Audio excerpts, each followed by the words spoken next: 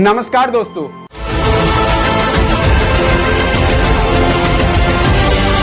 कोलकाता के आरजीकर अस्पताल में 9 अगस्त की रात एक ट्रेनी डॉक्टर के साथ गलत काम करने के बाद हत्या की जाती है। कैसी है ये अनहोनी, हर आँख हुई नम, छोड़ गया जो तू, कैसे जिएंगे हम। इस घटना ने पूरे बंगाल को हिलाकर रख दिया है। दोस्तों, मेडिकल स्टूडेंट के साथ साथ कोलकाता के सभी लोगों में आक्रोश का माहौल बना हुआ है।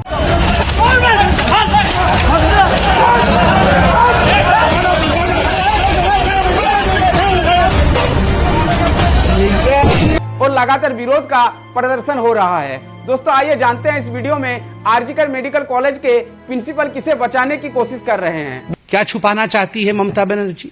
ममता बनर्जी खुद हेल्थ मिनिस्टर है, खुद होम मिनिस्टर है, खुद चीफ मिनिस्टर है, और मैंने कभी ऐसा पहले पूरे विश्व में नहीं देखा है कि जो हेल्थ मिनिस्टर है, जो होम मिनिस्टर है, जिसके हाथ में कानून के बैकडोर है, जिसके अंडर में ये आरजीकर मेडिकल कॉलेज आता है, जो मुख्यमंत्री स्वयं है, वो सड़क पे प्लेकार्ड लेके उतरी है कि मुझे जस्टिस चाहिए, न्याय आपसे चाहिए, प्रोटेक्शन आपसे चाहिए।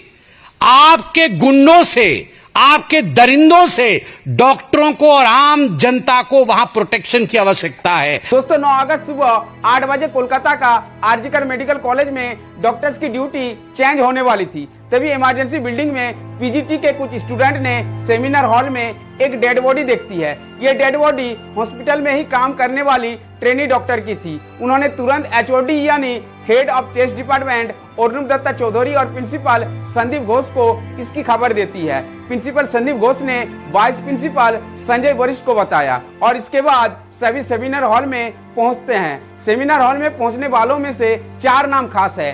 यूनिट इंचार्ज और assistant professor Sumit Kumar Tabdar, assistant superintendent Depal Biswas, Paschim Bangal medical council के vice president doctor Sushant Kumar Roy और काउंसिल के मेंबर डॉक्टर ओबिगडे। दोस्तों, डेड बॉडी देखकर लग रहा था कि यह मर्डर किया गया है। असिस्टेंट प्रोफेसर सुमित कुमार तबदार और असिस्टेंट सुपरिटेंडेंट देपाल विश्वास को खास जिम्मेदारी के साथ ट्रेनी डॉक्टर की मर्डर किया हुआ जगह पर भेजा गया था। असिस्टेंट सुपरिटेंडेंट देपाल विश्वास को मीडिया, स्टूडेंट और डॉक्टर के बीच ये खबर फैलानी थी कि ट्रेनी डॉक्टर ने सुसाइड की है। दोस्तों, असिस्टेंट प्रोफेसर सुमित कुमार तबदार को पुलिस केस की जानकारी देने और इस केस को सुसाइड केस बनाकर पुलिस के साथ डील करने की जिम्मेदारी थी। डॉक्टर सुशांत कुमार और डॉक्टर ओबिगडे न आरजीकर अस्पताल से है और न ही इस केस से उनका कोई लेना देना है। दोस्तों, ऐसे में सवाल उठता है कि ये दोनों वहाँ क्या कर रहे थे और इन दोनों को वहाँ पर किसने भेजा था। ट्रेनी डॉक्टर की डेड बॉडी देखकर अंदाजा लग रहा था कि उनका मर्डर हुआ है, तब सुसाइड की साजिश क्यों तैयार किया गया है। दोस्तों, इसके बाद ट्रेनी डॉक्टर की फैमिली को यह बताया जाता है कि उसकी बेटी ने सुसाइड किया है।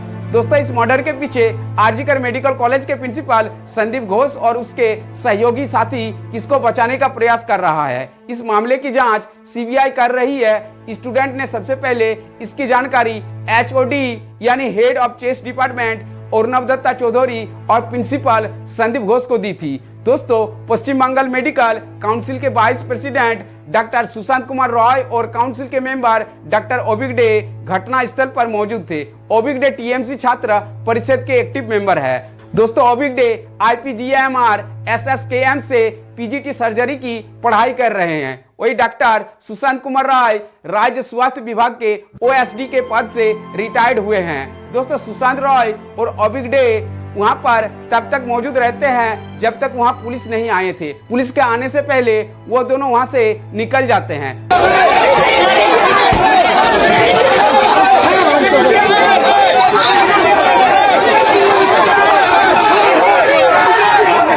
दोस्तों, अब सवाल उठता है कि आखिर उन दोनों को, सुशांत रॉय और ओबिगडे को, किसने और क्यों वहां से बुला लेता है। दोस्तों, इसके बाद प्रिंसिपल संदीप घोष को लगता है कि स्टूडेंट प्रदर्शन करने वाले हैं और हंगामा हो सकता है। तब प्रिंसिपल संदीप घोष, सुशांत रॉय और ओबिगडे जैसे कुछ प्रभावशाली लोगों को घटनास्थल पर फिर से बुला लेता है। उन दोनों ने डेड बॉडी के पास ही एक मीटिंग करता है। उस समय देवाशीष सोम भी वहां मौजूद रहता है। देवाशीष सोम फॉरेंसिक डिपार्टमेंट में डोमेन्स्ट्रेटर है। दोस्तों, इस घटना पर पर्दा डालने के लिए एक प्लान तैयार करता है, लेकिन तब तक स्टूडेंट जमा हो जाता है और स्टूडेंट ने प्रदर्शन शुरू कर देता है।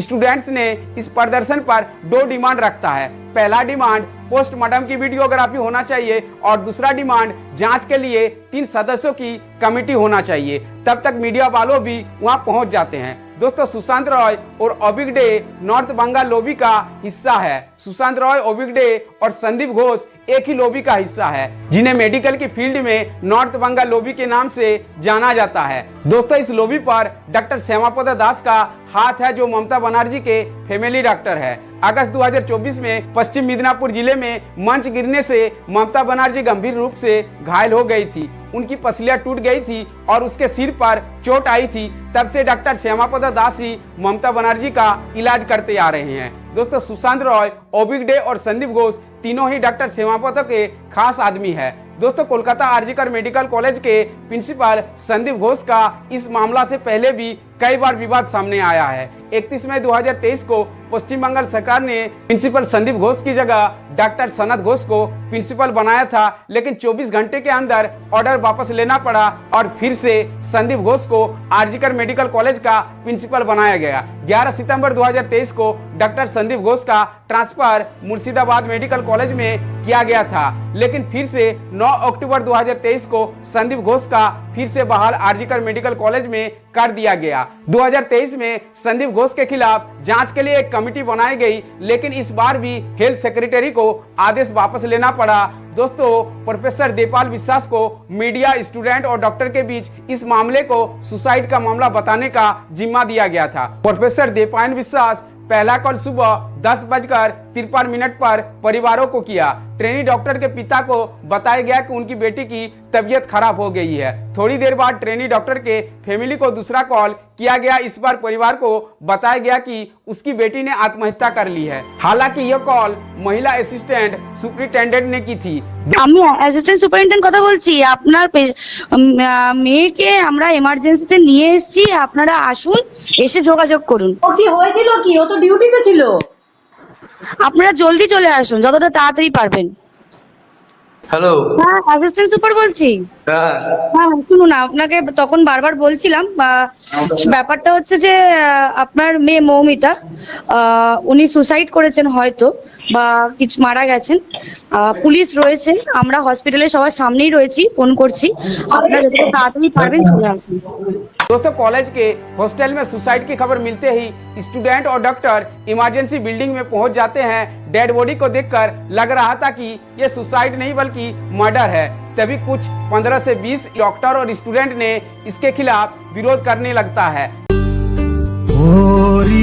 चिड़ैया नन्ही सी चिड़िया अंगना में फिर आ जा रे।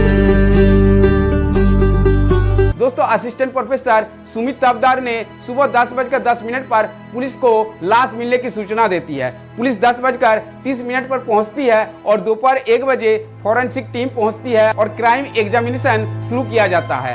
तब तक अस्पताल के 100 से ज्यादा डॉक्टर और स्टूडेंट घटना स्थल पर पहुंच जाते हैं और सभी ने कॉलेज प्रशासन का विरोध करते हैं। दोस्तों, इस विरोध में डॉक्टरों की तरफ से 2 मांगे रखी जाती है। पहला, महिला डॉक्टर का तुरंत पोस्टमार्टम किया जाए और इसकी वीडियोग्राफी होना चाहिए। दूसरा, पोस्टमार्टम के लिए 3 लोगों की समिति बनना चाहिए, जिसमें प्रदर्शनकारी डॉक्टरों में से कोई भी शामिल होना चाहिए। इस बीच दोपहर 1 बजे तक ट्रेनी डॉक्टर के माता पिता अस्पताल पहुंच जाते हैं। लेकिन दोस्तों, शर्म की बात यह है कि माता पिता को ट्रेनी डॉक्टर की डेड बॉडी देखने की परमिशन नहीं दिया जाता है। कुछ घंटे बैठने के बाद परमिशन दिया जाता है। मजिस्ट्रेट दोपहर करीब 3 बजे घटना स्थल पर पहुंचते हैं। उनके आने पर प्रदर्शनकारी डॉक्टर रास्ता रोककर ही बैठे रहते हैं। प्रदर्शनकारी डॉक्टरों ने न्यायिक मजिस्ट्रेट से जांच की मांग करता है। दोस्तों, प्रिंसिपल संदीप घोष चाहते थे कि पोस्टमार्टम फॉरेंसिक डिपार्टमेंट के देवाशीष सोम करे।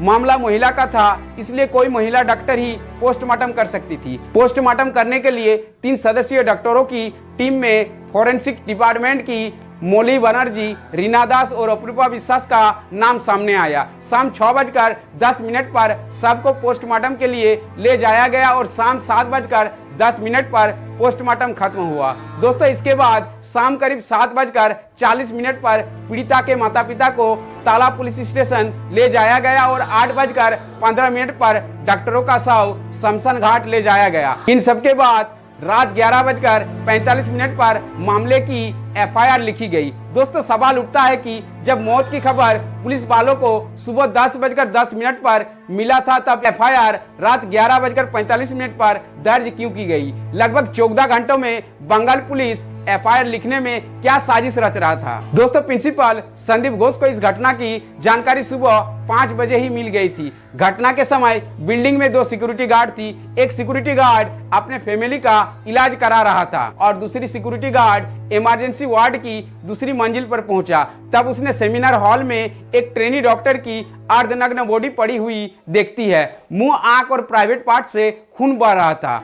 तब इसकी जानकारी आरजीकर मेडिकल कॉलेज के प्रिंसिपल संदीप घोष और एचओडी अर्नुब दत्ता चौधरी को बताया जाता है। इसके बाद अस्पताल में पुलिस घटना स्थल पर पहुंच जाती है। दोस्तों जिस तरह से एक डॉक्टर के साथ गलत काम करने के बाद हत्या हुई है, उसके बाद लोगों का गुस्सा शांत नहीं हो रहा है और प्रदर्शन का दौर जारी है। बंगाल की पब्लिक इतनी गवार कैसे हो सकती है कि उस औरत को बना रखा है, उसके पास और कोई वो नहीं है क्या? मतलब किसी और को बनाओ ना, एक बार चेंज तो करके देखो। जब उसके साथ ये चीज हो रही होगी, हम लोग तो इवन इमेजिन भी नहीं कर पा रहे होंगे कितने उसकी आंख में से खून निकल रहा था। उसकी हाइट जो थी वो टूटी हुई थी। उसके पेरेंट्स ने उसको देखा है बिना कपड़ों के। पेरेंट्स पे क्या गुजरती। इस घटना की सीबीआई जांच की जा रही है। सीबीआई ने 5 डॉक्टरों को पूछताछ के लिए बुलाया। सीबीआई अब तक इस मामले की जांच कर रही है। इस केस में 5 डॉक्टरों से पूछताछ किया गया और 5 डॉक्टरों को सस्पेंड किया गया। इनमें से है मेडिकल सुपरिटेंडेंट और वाइस प्रिंसिपल संजय वरिष्ठ,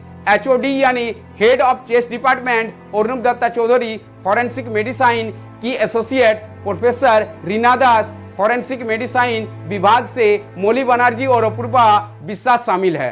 दोस्तों अब तक एएसआई रैंक के अधिकारी समेत 8 लोगों के पॉलीग्राफ टेस्ट हो चुके हैं। इस केस के मुख्य आरोपी संजय रॉय का भी पॉलीग्राफ टेस्ट हो चुका है। दोस्तों इस केस में कई सवाल अभी भी उलझा हुआ है। एक युवा डॉक्टर की हत्या को आत्महत्या के रूप में प्रस्तुत करने की कोशिश की जा रही है। आखिर किसे बचाने के लिए इतना बड़ा खेल खेला जा रहा है? दोस्तों यह कहानी उन पावरफुल लोगों के लिए है जो अपनी ताकत का इस्तेमाल करके सच को दबाने के लिए कोशिश कर रहे हैं। का केस वेस्ट बंगाल का उत्तर प्रदेश शिफ्ट कर दो, 2 दिन में रिजल्ट ले लो, तीसरे दिन केस खत्म, चौथे दिन फाइल बंद और 5वें दिन बंदा जो है वो किसी की बहन बेटी को हाथ लगाने से पहले सोचेगा। जब तक हम सब मिलकर इस अन्याय के खिलाफ आवाज नहीं उठाएंगे तब तक बदलाव नहीं आएगा। आज ये घटना किसी और के साथ हुई है, कल हमारे साथ भी हो सकती है।